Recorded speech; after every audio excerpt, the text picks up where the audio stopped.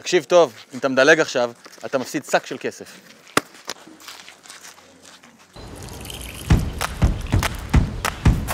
כולם מדברים על ענף הבנייה הישראלי, או בשמו השני, ענף אבאלה, תסמוך עליי, שום דבר לא יקרה, אין לך מה לדאוג, יהיה בסדר. איך בסדר? אתה מזמין חצץ, חול ומלט, אבל אתה לא יודע ב100% איזה בטון מערבבים לך. אבאלה, ככה או לא ככה? ככה. מאיפה לך שלא יפתרו? תקבל בטון קונסטרוקטיבי, שכל מנה תצא פיקס. מה זה, חומוס? בינינו, איך אתה יכול לישון בנחת? אם בכל רגע אתה יכול ליפול על התחת. לא נהיית מוזיקה משכנעת. סלמוס, צלם מן נמוך. תוציא אותי עוצמתי. קיבינימט! הגיע הזמן שתיקח את השליטה על הידיים שלך. שתדע מאיפה חומרי הגלם מגיעים. מה הכניסו לך פנימה? שתרגיש בטוח עם מה שבנית.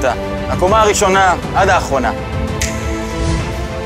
הגיע הזמן שתעבוד עם מגוון רחב של מוצרים. לפי התקן, או באירופה.